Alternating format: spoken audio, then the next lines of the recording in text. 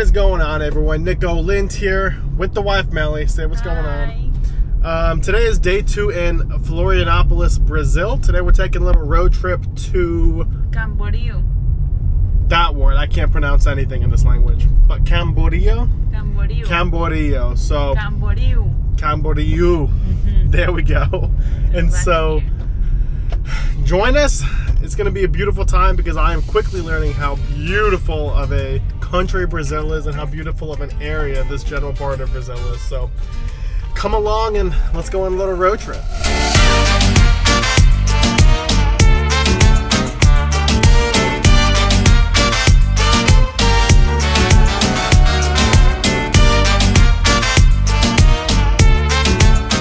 Before we get going, we need to pick up the rest of Melly's family that we are taking with us in this car. I briefly mentioned this in my first Brazil video, but it's really cool here because a lot of the little towns are kind of in valleys between hills and mountains. So as you come across like crests like this over a hill, it kind of opens up to where you can get a vantage point of the entire town. It's really cool and makes for some really good views. The city that we are in right now, Florianopolis, has been described as both the Malibu and the Palm Beach of Brazil, and this is exactly why. It's a beautiful city right on the bay that you can see right there, and it even looks like it has its own mini Golden Gate Bridge. I've never seen the Golden Gate Bridge in person, but from the pictures, that bridge looks just like a miniature version of the one over in San Francisco, so just a beautiful city.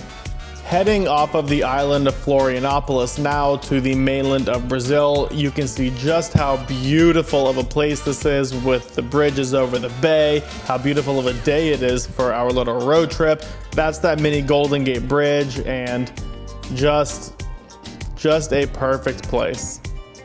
Heading north, we passed a lot of this open pasture land kind of in the valley of the hills and mountains, and it is just stunning. I'm a sucker for some farmland, so I absolutely loved it, and I can't imagine this land is that expensive compared to the land of Florida that I'm used to, so who knows, maybe I'll have to buy some land in Brazil one of these days. This is also something that is super cool to me. Again, I live in flat Florida. This is not something that I get every day, but a tunnel going through a mountain. I know this is pretty normal for a lot of you guys who are from places that have lots of hills and mountains, but for me, this is awesome. The biggest tunnels we have are like, you know, the one that goes to the port of Miami, which is like a quarter of a mile long, just to get under the water.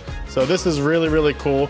And it really a new experience for me. I've never experienced a tunnel like this. So I thoroughly enjoyed it. And I really enjoyed once you cross through and get to the other side, it kind of opens up into a new world. It almost feels like a portal. I know that's a stupid kind of magical analogy, but that's how my mind kind of reads what these tunnels are like. And I just think it's really cool because as you see here, you go out and it just opens up and you feel like you're in a new world. You can see the city we're going to in the distance.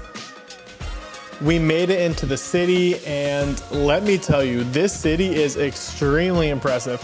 It was also extremely clean. We didn't see any litter really anywhere, and we also didn't see any homeless people. I'm sure in other parts of the city that are not the touristy areas, there are some, but where we were, I really didn't see any. I was extremely impressed with this place. You could have told me it was somewhere in South Florida, and I would have never second guessed it. It was that nice. The main road of this city runs along the beach here, so you have the beach on one side, the giant buildings of the city on the other side. It really reminds me of Miami, actually, if you ignore the mountains in the distance. Just a really cool place. After probably 20 minutes of searching, we finally found a parking spot, so now it is time to explore this city on foot. The very first thing that I found is the McDonald's with what has to be the absolute best view of any McDonald's in the world. This is actually a 2-story McDonald's where the dining room is on the 2nd story, so you get this insane view of the beach while you're eating your Big Mac. I am 100% convinced there is not a McDonald's in the world that has a better view than this one. No McDonald's for us though. We found this little buffet style restaurant, which I'm told is very popular in Brazil, and ate there, and the food was absolutely amazing.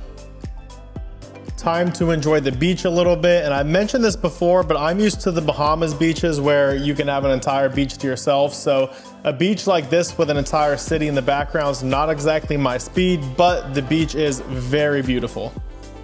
Up by the road on the beach, they have all of these little vendors that sell all kinds of food, Brazilian beach food, which I'll go into a little bit later in this video. But I have a little bit of a sweet tooth, so I absolutely had to stop to get a chocolate churro, and they were absolutely fantastic. While a beach like this in the middle of a big city is not exactly my scene, I can absolutely appreciate how nice and beautiful of a view it is having a city overlooking the ocean. And if you guys are ever in this part of Brazil, I highly recommend making a stop here. It really is such a sight to see. Just influencer things. Hey. There was this sandcastle artist at the beach making all kinds of things out of sand, and this alligator slash crocodile was definitely my favorite thing that he made.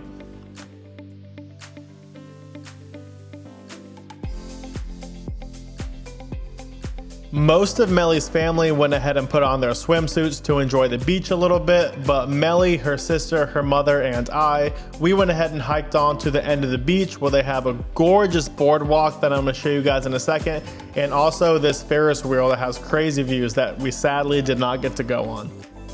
This was something that was really cool to me. This city being right on the ocean, fishing is a big part of the economy for the lower income side of the society. And so right at the beach, they have this canal that has a bunch of these fishing boats that the locals use for fishing. And I believe they use it for oystering predominantly, but super cool to see the local boats. They almost look like boats you see somewhere over in Thailand, which I think is really cool. I really enjoyed seeing that side of this city. This is that little boardwalk thing that I mentioned a second ago. It's basically just a giant sidewalk built on top of rocks that goes out into the bay, so you can look out at the city over the beach and the water. It's a really cool thing and a very popular photo spot, and so you know the ladies had to take full advantage of the photo opportunity. Just look at how beautiful of a view this is, and I've said it twice in this video, I don't want to harp on it, but while this is not exactly my type of beach, this is absolutely stunning, and I really did find myself falling in love with this place. So I highly recommend you guys come and visit and use this as an opportunity to take some pictures out here with the city in the background. It is really awesome.